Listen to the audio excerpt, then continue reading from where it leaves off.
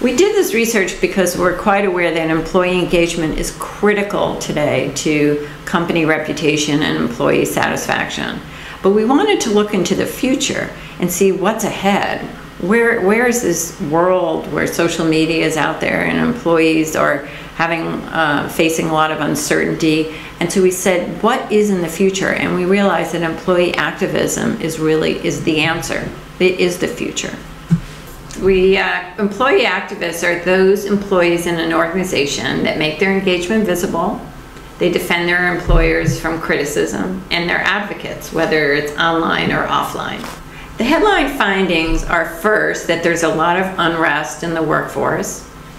2, that employees are actually going online and already talking about their employers. About 1 out of 2 employees are talking about their employers right this very minute.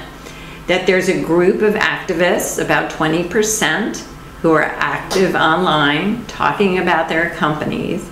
And 4, that there are ways to harness that incredible vigor and energy and enthusiasm.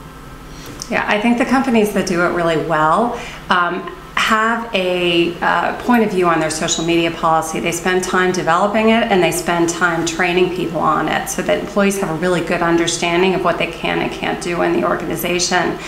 I also think the best companies, if you look at Dell, for instance, Michael Dell, he models the behavior of using social media to talk about the organization. So starting at the top, if you want people, it's like anything else in employee engagement, if you want people to act a certain way, they need to see those behaviors modeled from the top of the organization.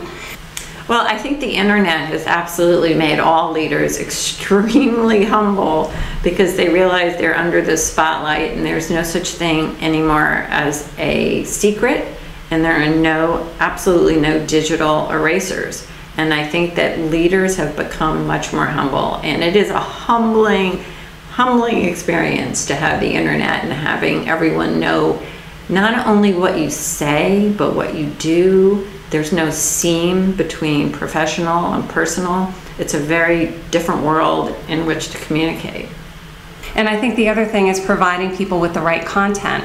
So sometimes, if you look at our segmentation, we talk about pro-activists and pre-activists. Even the most vocal pro-activists are often looking for easy-to-use information that they can share through their social media networks. And the pre-activists are ready to speak, but they're potentially looking for some more training as well as easy-to-use content.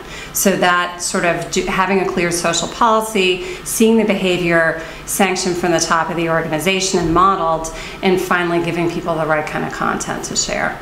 I think internal communications needs to think about how they leverage employees as one of the main channels for getting information out within the company and outside the walls of the company. We've always used employee ambassadors to help engage people across organizations, but in this case we're really seeing that those same employees can be a voice not only with other people in the organization but outside. Companies are realizing that instead of providing social media policies that say don't do this, don't do this, don't do this, they're starting to realize that maybe they should work with their employees to use the share button. Additionally, because there are so many, and we all know there's so many critics and detractors out there, maybe this will help to counterbalance some of those negative comments. Everyone knows that the people trust employees more than any other group. So it makes common sense to work with your employees, have them spread great news and information about the company, and maybe that can help at least counter negativity and boost reputation. So we have witnessed some work that Salesforce has done around their annual conference, which is called Dreamforce. And they were seeking to really increase participation in Dreamforce. This was, I think, a couple of years ago. And they created a group of employees, about 800 employees, for which they provided a platform of content about the conference. And the platform also pushed content out to people's mobile devices so they could share it through their social networks.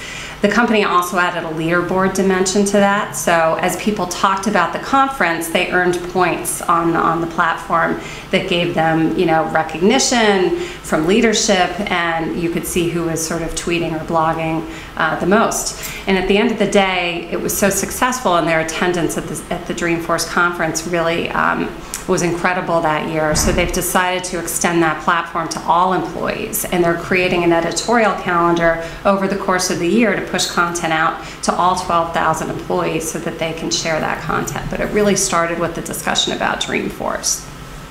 Another thing to think about when it comes to detractors came from our research, and that was building trust and leadership. I think ultimately you really want to make sure that your leadership is responsive, is open, listens to the voices of critics as well as those who are praising a company. So I think our research really shows that to diminish some of those critics, detractors, you really need to think about what kind of leadership example you're setting, and what is the tone, and what is and how is the leadership really perceived. It's all about trust.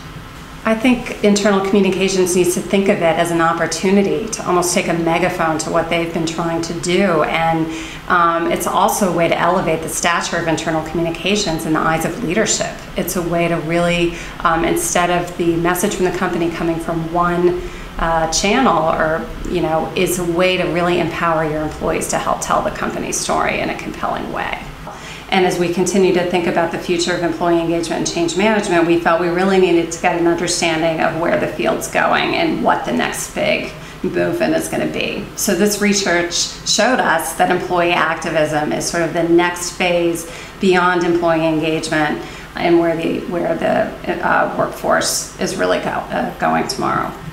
You can find this research on our website, www.webershandwick.com. There's an executive summary, there's actually a video, there's an infographic, and it's all available for download, and it's for free.